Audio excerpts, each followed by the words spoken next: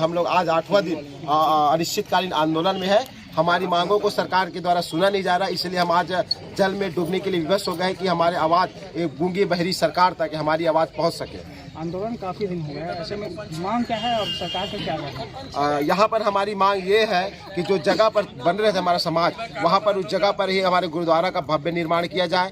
साथ ही साथ जिन साथियों के ऊपर अपने समाज के लिए जिन्हें बलिदान दिया, लड़ाई लड़े, उन साथियों के ऊपर जो FIR हुआ है उसको समाज के प्रति निष्ठा रखते हुए आंदोलन में निरंतर बना रहूंगा। किसी भी मंत्री, संतरी, कलेक्टर, पुलिस के दबाव में आए बिना इस आंदोलन को अपने रक्त के आखिरी बूंद तक मैं सफल बनाने में लगा रहूंगा।